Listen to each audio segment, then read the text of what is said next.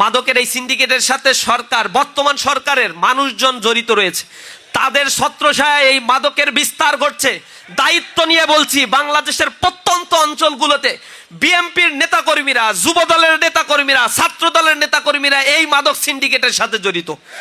তাদের সাথে যারা জড়িত রয়েছে, আগে দেখতাম ছাত্রলীগের সাথে যারা জড়িত, বাম আন্দোলন যারা করে, বাম নেতৃবৃন্দ, তাদের অফিসগুলোতে যাওয়া যায় না, ছেলে মেয়ে উভয় এই মাদকের সাথে জড়িত হয়ে পড়ছে। তাদের ক্রাইটেরিয়া হচ্ছে মাদক যদি গ্রহণ না করে তাহলে সে শিবির করে। তারা আমাদের বিরুদ্ধে বলে যে এই ছেলেটা টাকনুর উপরে প্যান্ট পরে, ভালো কথা বলে, সালাম দেয়, নামাজ পড়ে, তার মানে ও শিবির করে, ওরে ওই দলে আর প্রমোশন দেয়া যাবে না। দলের প্রমোশনের জন্য একমাত্র হাতিয়ার হয়ে গিয়েছে মাদক গ্রহণ করা। আমরা সেগুলো দেখতে পাচ্ছি, এগুলো লজ্জাজনক।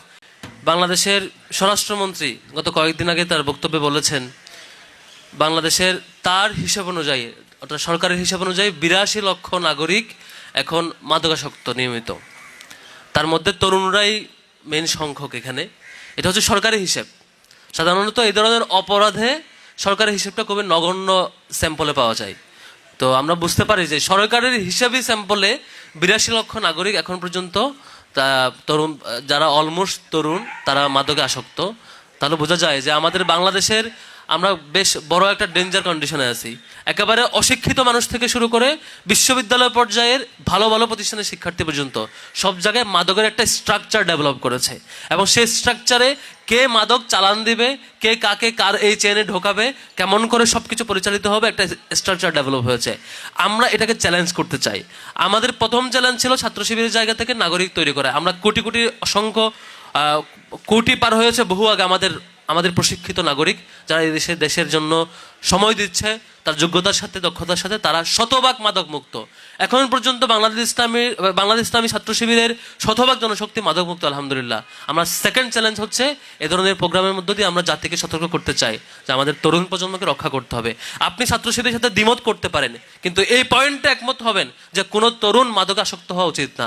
আপনি ছাত্র শিবিরের রাজনৈতিক এজেন্ডার সাথে দ্বিমত থাকতে পারে, ইভেন আপনার শত্রুতাও থাকতে পারে, কিন্তু আমার এ ব্যাপারে একমত হবেন যে ছাত্র শিবির যে এজেন্ডা নিয়ে সকল নাগরিককে, ছাত্র শিবির যে এজেন্ডা নিয়ে সকল জনশক্তিকে, সকল পর্যায়ে দায়িত্বশীলকে, সকল পর্যায়ে কর্মী সমর্থককে মাদক থেকে দূরে রেখেছে, অন্তত সে এজেন্ডায় একাত্মতা পোষণ করে দেশের সকল নাগরিককে এখান থেকে দূরে রাখা দরকার। কিন্তু দুঃখজনক, আমরা রাজনৈতিক দলের ছাত্র সংগঠনগুলোকে, বিশেষত সরকারি দলের ছাত্র সংগঠন সহ তাদেরকে নেতৃবৃন্দ পর্যায়ের বিভিন্ন স্তরে আমরা দেখেছি তারা এই মাদকের চেইনটাকে সাপোর্ট দেয়, এটাকে ডেভেলপ করে, এটাকে রাজনৈতিকভাবে আশ্রয় দেয়, পুলিশি সহায়তা দেয়, সামগ্রিকভাবে সরকারি পৃষ্ঠপোষকতায়, সরকারি দলের পৃষ্ঠপোষকতায়। ফ্যাসিবাদী পিরিয়ডও দেখেছি, এখনও দেখেছি। ক্যাম্পাসগুলোতে পর্যন্ত এই মাদকের সাম্রাজ্য আবার ডেভেলপ করার চেষ্টা করছে। মাদক একটি সামাজিক ব্যাধি। এই ব্যাধিতে আক্রান্ত হয়ে একটি পরিবার, একটি রাষ্ট্র, একটি সমাজ ব্যবস্থা, একটি সমাজ কাঠামো ধ্বংস হয়ে যাচ্ছে। ইসলামী ছাত্র শিবির তার প্রতিষ্ঠা লগ্ন থেকে এই সমাজকে, এই যুব সমাজকে মাদক থেকে বেঁচে রাখার জন্য, বাঁচিয়ে রাখার জন্য নানা ধরনের কর্মসূচি গ্রহণ করছে। আমরা বলতে চাই, এই সরকার মাদক নিয়ন্ত্রণ অধিদপ্তর তৈরি করেছে মাদক নিয়ন্ত্রণ করার জন্য, অথবা মাদক সেবী যারা, তাদেরকে মাদক থেকে দূরে রাখার জন্য পুনর্বাসন কেন্দ্র তৈরি করেছে। কিন্তু আমরা দেখতে পাচ্ছি দিনে দিনে মাদকের এই পরিমাণ বেড়েই চলেছে এই বাংলাদেশ। সুতরাং মাদকের কার্যকর নির্মূল যদি করতে হয়, তাহলে সরকারের কাছে আমি সাজেশন দিব, ইসলামী ছাত্র শিবির তার লক্ষ লক্ষ জনসংখ্যাকে, জনগোষ্ঠীকে, জনশক্তিকে কিভাবে মাদক থেকে দূরে রাখে, এই ফর্মুলা ইসলামী ছাত্র শিবিরের কাছে আছে। এবং তার প্রতিষ্ঠা লগ্ন থেকে যে লক্ষ লক্ষ ম্যান পাওয়ারকে তারা বাংলাদেশের জন্য উপহার দিয়েছে, তারা সকলেই মাদক থেকে, দুর্নীতি থেকে এবং অন্যায়, অশ্লীলতা, বেহায়াপনা থেকে বিরত রয়েছে। সুতরাং ইসলামী ছাত্র শিবিরের এই ফর্মুলা প্রতিটি স্কুল, কলেজ, ইউনিভার্সিটিতে আপনারা অ্যাপ্লাই করতে পারেন। এটা এক্সপেরিমেন্টাল ট্রুথ ফর্মুলা, যে ফর্মুলা অ্যাপ্লাই করলে এই বাংলার যুব সমাজকে, তরুণ সমাজকে শতভাগ মাদক থেকে বিরত রাখা সম্ভব। আসসালামু আলাইকুম রাহমাতুল্লাহ। আপনি ছাত্র শিবিরের বিরুদ্ধে হাজারো অভিযোগ দিতে পারবেন, কিন্তু ছাত্র শিবিরেরা যে মাদক আসক্ত বা মাদক খায় এটা আপনি বলতে পারবেন না। বাংলাদেশের মধ্যে একটাই ছাত্র সংগঠন যারা মাদকের ধারে কাছে নেই, 100% কেউ মাদক গ্রহণ করে না। এবং এর সাথে আপনি বলতে পারেন যে তারা নারী ঘটিত যেগুলো প্রেমের সম্পর্ক, অবৈধ সম্পর্ক, এগুলোও করে না, হঠাৎ মঠাৎ দু একটা এরকম হয়। মানে হাজারে একজন এরকম হতেই পারে। আপনারা সম্প্রতি দেখেছেন যে জিসানকে মানে ধর্ষক সাজাতে পুরা প্রশাসন এবং সরকার দলীয় লোকজনের মাথার ঘাম পায়ে পড়ে যাচ্ছে একজনকে শুধু ধর্ষক সাজাতে, তাও পারেনি। 2 জন আইনজীবীকে তারা করেছে, বরখাস্ত করেছে, তাও পারেনি। তো বাংলাদেশ ইসলামী ছাত্র শিবির মাদকাসক্ত নয়। তাহলে আপনি একটা জিনিস চিন্তা করেন, বাংলাদেশ ইসলামী ছাত্র শিবিরের জনশক্তি কত পার্সেন্ট বাংলাদেশে? সারা বাংলাদেশ মিলে এতগুলো জনশক্তি আছে, তারা মাদক খায় না। শুধু কেন্দ্রে থেকে নির্দেশ দিলেই এটা হয়ে যায়। এই কারণে শিবিরের নেতারা বলতেছে, সরকারকে বলতেছে যে আপনারা মাদক নির্মূল করার জন্য কত কি করছেন, হাজার হাজার কোটি কোটি টাকা খরচ করতেছেন, আর আমাদের কিচ্ছু করতে হয় না। তো যদি আপনাদের পরামর্শ ফর্মুলা লাগে তাহলে শিবির কাছ থেকে নেন, আপনাদের অত টাকা খরচও করতে হবে না। এবং আপনারা ভিডিও শুরুতে শুনলেন SM ফরহাদ একটা তথ্য দিল, পরিসংখ্যান দিলেন এবং শিবিরের কেন্দ্রীয় সভাপতিও বললেন। তো দর্শক, আপনারা ইতিমধ্যে জেনেছেন যে বাংলাদেশ ইসলামী ছাত্র শিবির একটা আয়োজন করছে, ব্যতিক্রমী একটা আয়োজন। সেটা হলো যে আন্তর্জাতিক মাদক বিরোধী দিবসের থেকে শুরু করে টানা 7 দিন তারা একটা করেছে যে তারা 5 কিলোমিটার 7 কিলোমিটার দৌড়াবে। টানা 7 দিন এটা তারা কর্মসূচি হাতে নিয়েছে এবং অলরেডি 2 দিন তারা করেও ফেলেছে। ছাত্র শিবির বুঝাতে চাচ্ছে, দেখেন আমাদের মানে তারা দৌড়াচ্ছে, দেখতেছে যে আমরা সুস্থ সবল, আমরা মাদক মুক্ত যে সমাজ গড়া যায়, একটা সংগঠন করা যায়, সেটা শিবির দেখিয়ে দিল। আপনি ইসলামী ছাত্র শিবির ছাড়া আরও যেগুলো সংগঠন আছে, ছাত্রলীগ আছে, ছাত্র দল আছে বা অন্যান্য সংগঠন আছে, তাদের নেতাকর্মীদের বিরুদ্ধে কত মাদকের নিউজ আপনারা পাবেন। আপনারা শিবিরের বিরুদ্ধে একটা মাদকের নিউজ বের করতে পারবেন না? পারবেন না। তো দর্শক, ওই অনুষ্ঠানে ঢাকা বিশ্ববিদ্যালয়ের শিবিরের সভাপতি SM ফরহাদ ভাই এবং কেন্দ্রীয় শিবিরের নুরুল ইসলাম সাদ্দাম ভাই কিছু বক্তব্য দিয়েছে, সেই ভিডিওটা আপনাদের দেখাবো। তো চলুন আমরা ভিডিওটা দেখে আসি।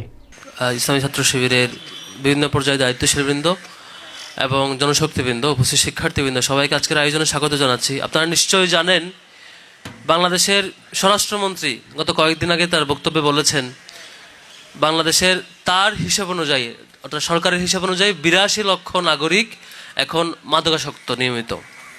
তার মধ্যে তরুণরাই মেন সংখ্যক এখানে। এটা হচ্ছে সরকারি হিসেব। সাধারণত এই ধরনের অপরাধে সরকারি হিসেবটা খুবই নগণ্য স্যাম্পলে পাওয়া যায়। তো আমরা বুঝতে পারি যে সরকারের হিসাবই স্যাম্পলে 82 লক্ষ নাগরিক এখন পর্যন্ত তরুণ, যারা অলমোস্ট তরুণ, তারা মাদকে আসক্ত। তাহলে বোঝা যায় যে আমাদের বাংলাদেশের আমরা বেশ বড় একটা ডেঞ্জার কন্ডিশনে আছি। আমরা যখন দেখি একেবারে কিশোর বয়স থেকে শুরু করে একেবারে 40 কোঠা পর্যন্ত প্রত্যেকটা স্টেজের নাগরিকেরা কিংবা প্রত্যেকটা স্টেজের প্রত্যেকটা বয়সের মানুষেরা মাদকে আসক্ত এবং প্রত্যেকটা জেলায়। এটা কোনো নির্দিষ্ট এরিয়ার মধ্যে আবদ্ধ না, নির্দিষ্ট কোনো প্রতিষ্ঠানের মধ্যে আবদ্ধ না। একেবারে অশিক্ষিত মানুষ থেকে শুরু করে বিশ্ববিদ্যালয় পর্যায়ের ভালো ভালো প্রতিষ্ঠানের শিক্ষার্থী পর্যন্ত সব জায়গায় মাদকের একটা স্ট্রাকচার ডেভেলপ করেছে এবং সেই স্ট্রাকচারে কে মাদক চালান দিবে, কে কাকে কার এই চেনে ঢোকাবে, কেমন করে সব কিছু পরিচালিত হবে, একটা স্ট্রাকচার ডেভেলপ হয়েছে। আমরা এটাকে চ্যালেঞ্জ করতে চাই। আমাদের প্রথম চ্যালেঞ্জ ছিল ছাত্র শিবিরের জায়গা থেকে নাগরিক তৈরি করা। আমরা কোটি কোটি অসংখ্য কোটি পার হয়েছে বহু আগে আমাদের প্রশিক্ষিত নাগরিক, যারা এই দেশের জন্য সময় দিচ্ছে তার যোগ্যতার সাথে, দক্ষতার সাথে, তারা শতভাগ মাদক মুক্ত।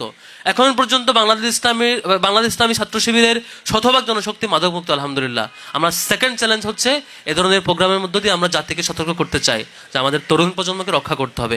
আপনি ছাত্র শিবিরের সাথে দ্বিমত করতে পারেন, কিন্তু এই পয়েন্টে একমত হবেন যে কোনো তরুণ মাদক আসক্ত হওয়া উচিত না। আপনি ছাত্র শিবিরের রাজনৈতিক এজেন্ডার সাথে দ্বিমত থাকতে পারে, ইভেন আপনার শত্রুতাও থাকতে পারে, কিন্তু আমার এ ব্যাপারে একমত হবেন যে ছাত্র শিবির যে এজেন্ডা নিয়ে সকল নাগরিককে, ছাত্র শিবির যে এজেন্ডা নিয়ে সকল জনশক্তিকে, সকল পর্যায়ে দায়িত্বশীলকে, সকল পর্যায়ে কর্মী সমর্থককে মাদক থেকে দূরে রেখেছে, অন্তত সেই এজেন্ডায় একাত্মতা পোষণ করে দেশের সকল নাগরিককে এখান থেকে দূরে রাখা দরকার। কিন্তু দুঃখজনক, আমরা রাজনৈতিক দলের ছাত্র সংগঠনগুলোকে, বিশেষত সরকারি দলের ছাত্র সংগঠন সহ তাদেরকে নেতৃবৃন্দ পর্যায়ের বিভিন্ন স্তরে আমরা দেখেছি তারা এই মাদকের চেইনটাকে সাপোর্ট দেয়, এটাকে ডেভেলপ করে, এটাকে রাজনৈতিকভাবে আশ্রয় দেয়, পুলিশি সহায়তা দেয়, সামগ্রিকভাবে সরকারি পৃষ্ঠপোষকতায়, সরকারি দলের পৃষ্ঠপোষকতায়। ফ্যাসিবাদী পিরিয়ডও দেখেছি, এখনও দেখেছি, ক্যাম্পাসগুলোতে পর্যন্ত এই মাদকের সাম্রাজ্য আবার ডেভেলপ করার চেষ্টা করছে। আমাদের ইউনিভার্সিটির বিভিন্ন হলে দেখেছি সেই দলের পোস্টেড নেতারা এটাকে সাপোর্ট দেয়। এটা খুবই দুঃখজনক। ছাত্র শিবিরে আজকের এই আহ্বানে আমরা এই আহ্বান করতে চাই, সকল দল সকল মত মিলে প্রত্যেকে মিলে অন্তত এই বিষয়ে আজকে একমত হই, মাদকের ব্যাপারে আমরা জিরো টলারেন্স থাকবো। ছাত্র শিবিরের এই স্বপ্ন বাস্তবায়ন হোক।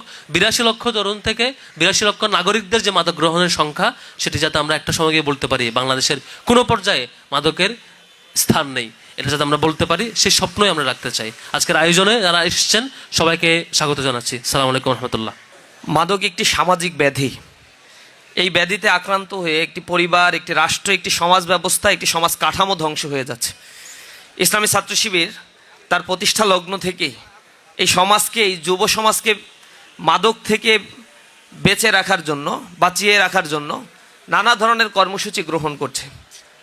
আমরা বলতে চাই, এই সরকার মাদক নিয়ন্ত্রণ অধিদপ্তর তৈরি করেছে মাদক নিয়ন্ত্রণ করার জন্য, অথবা মাদক সেবী যারা তাদেরকে মাদক থেকে দূরে রাখার জন্য পুনর্বাসন কেন্দ্র তৈরি করেছে। কিন্তু আমরা দেখতে পাচ্ছি দিনে দিনে মাদকের এই পরিমাণ বেড়েই চলেছে এই বাংলাদেশ।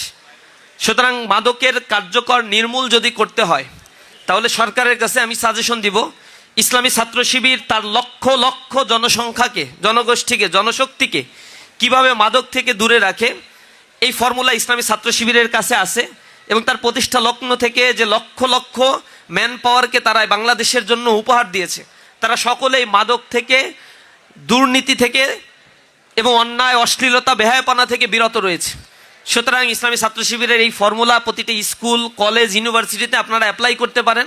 এটা এক্সপেরিমেন্টাল ট্রুথ ফর্মুলা, যে ফর্মুলা অ্যাপ্লাই করলে এই বাংলার যুব সমাজকে, তরুণ সমাজকে শতভাগ মাদক থেকে বিরত রাখা সম্ভব। আমি বলতে চাই, বর্তমান বাংলাদেশের মাদক যে সমস্যা তৈরি করেছে, সরকার মাদক নিয়ন্ত্রণ অধিদপ্তরের বরাত দিয়ে বলছে 83 লক্ষ মাদক সেবী বাংলাদেশে রয়েছে। কিন্তু মাদক নিয়ন্ত্রণ অধিদপ্তরের কর্মকর্তারাও সামহাও মাদকের সাথে জড়িত, মাদকের পাচারের সাথে জড়িত, মাদকের মামলা নিষ্পত্তি করা না করার নানা ধরনের এজেন্ডার সাথে এই মাদক নিয়ন্ত্রণ অধিদপ্তরের কর্মকর্তারাও স্বয়ংক্রিয়ভাবে, স্বতঃস্ফূর্তভাবে জড়িত রয়েছে, যার ফলে এগুলো নির্মূল করা আদতেও তাদের পক্ষে সম্ভব না। দেখবেন মাদক নিয়ন্ত্রণ অধিদপ্তরের কর্মকর্তারা মাদক নির্মূলের অভিযানে গিয়ে নিজেরাই মাদক গ্রহণ করছে। সুতরাং এই জাতিকে নৈতিকভাবে যদি ট্রেন আপ করা না যায়, তাহলে এই চরম ব্যাধি থেকে এই জাতিকে মুক্তি করা সম্ভব নয়। গত 4-5 বছরে বাংলাদেশে প্রায় 10 লক্ষ ফৌজদারি অপরাধের মামলা ফাইল করা হয়েছে। তার মধ্যে 3,64,000 মামলা ফাইল করা হয়েছে শুধুমাত্র মাদকের ক্ষেত্রে। অর্থাৎ টোটাল ফৌজদারি অপরাধের 38% অপরাধী সংগঠিত হয় এই মাদককে কেন্দ্র করে। অর্থাৎ মাদক টোটাল বাংলাদেশের ফৌজদারি অপরাধের সিংহভাগ স্থান এই মাদকই দখল করে রয়েছে। মাদকের কারণে প্রতি বছর এভারেজে $441 মিলিয়ন অবৈধভাবে বাংলাদেশ থেকে পাচার হয়ে যায়। বাংলাদেশ এমন একটা হাবে অবস্থান করছে যেটা মাদক পাচারের জন্য খুবই গুরুত্বপূর্ণ স্ট্র্যাটেজিক্যাল একটা পয়েন্ট।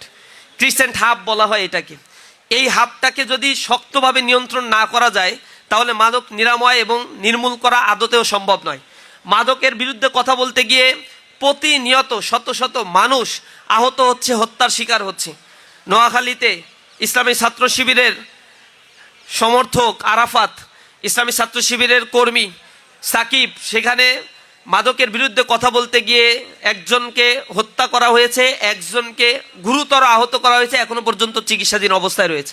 শুধুমাত্র মাদক ব্যবসায়ীদের এই সিন্ডিকেট মসজিদের সামনে মাদক বিক্রি করে এবং মাদক গ্রহণ করে, এর বিরুদ্ধে তারা কথা বলেছে। এই কারণে তাদেরকে ছুরিকাঘাত করে আমাদের প্রিয় ভাই আরাফাতকে শহীদ করা হয়েছে। আমি এর তীব্র নিন্দা জানাই। সরকারের বিরুদ্ধে কোনো ব্যবস্থা গ্রহণ করে নাই, মাদক সিন্ডিকেটকে গ্রেপ্তার করে নাই, গ্রেপ্তার করলেও তাদের অধিকাংশকে ছেড়ে দেওয়া হচ্ছে। প্রতি বছর শুধু মাদক গ্রহণ করার কারণে সরকারের হিসেব অনুযায়ী 5 লক্ষ মানুষ মাদক গ্রহণের কারণে মৃত্যুবরণ করছে। লক্ষ লক্ষ যুবক তার যৌবন হারাচ্ছে শুধু মাদক গ্রহণ করার কারণে। পারিবারিক কলহ, পারিবারিক বিবাহ বিচ্ছেদ ঘটছে এই মাদকের কারণে। মাদক গ্রহণ করাকে কেন্দ্র করে হিতাহিত জ্ঞান হারিয়ে পরিবারের সদস্যদেরকে হত্যা করছে। মাদক গ্রহণের টাকা না দিতে পারার কারণে পিতা তার সন্তানকে হত্যা করছে, সন্তান তার পিতার গায়ে হাত তুলছে, মায়ের গায়ে হাত তুলছে। খুব টাচি একটি ভিডিও কিছুদিন আগে বাংলাদেশে ছড়িয়েছে।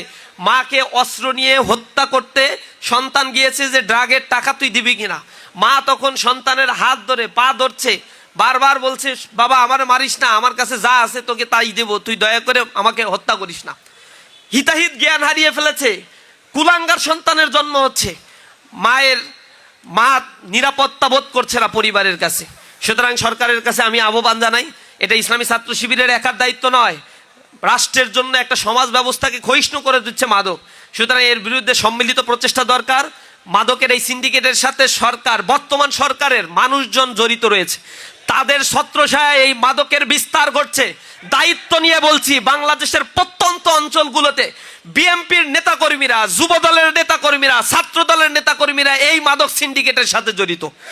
তাদের সাথে যারা জড়িত রয়েছে, আগে দেখতাম ছাত্রলীগের সাথে যারা জড়িত, বাম আন্দোলন যারা করে, বাম নেতৃবৃন্দ, তাদের অফিসগুলোতে যাওয়া যায় না, ছেলে মেয়ে উভয় এই মাদকের সাথে জড়িত হয়ে পড়ছে। তাদের ক্রাইটেরিয়াই হচ্ছে মাদক যদি গ্রহণ না করে তাহলে সে শিবির করে। তারা আমাদের বিরুদ্ধে বলে যে এই ছেলেটা টাকনুর উপরে প্যান্ট পরে, ভালো কথা বলে, সালাম দেয়, নামাজ পড়ে, তার মানে ও শিবির করে, ওরে ওই দলে আর প্রমোশন দেয়া যাবে না। দলের প্রমোশনের জন্য একমাত্র হাতিয়ার হয়ে গিয়েছে মাদক গ্রহণ করা। আমরা সেগুলো দেখতে পাচ্ছি, এগুলো লজ্জাজনক। একটা দল করতে গেলে মাদক গ্রহণ করতে হবে, এটা খুবই লজ্জাজনক। আমরা এ থেকে বিরত থাকার জন্য প্রতিটি ছাত্র সংগঠনের কাছে আহ্বান জানাই, আপনারা মাদকের বিরুদ্ধে জিরো টলারেন্স নীতি অবলম্বন করেন। আজকে শুধু এটা ইসলামী ছাত্র শিবিরের দায়িত্ব নয়, এই দায়িত্বটা আমাদের সকলের। সেই দায়িত্ব সকলকে পালন করার জন্য উদাত্ত আহ্বান জানিয়ে আমার কথা শেষ করছি। সুপ্রিয় দর্শক, আপনারা ভিডিওগুলো দেখলেন, তো সব মিলিয়ে আজকের এই ভিডিওটা আপনাদের কাছে কেমন লেগেছে তা অবশ্যই কমেন্ট করে জানিয়ে দেবেন। ভিডিওটা ভালো লাগলে শেয়ার করবেন। সকলকে ধন্যবাদ। আসসালামু আলাইকুম ওয়া রাহমাতুল্লাহ।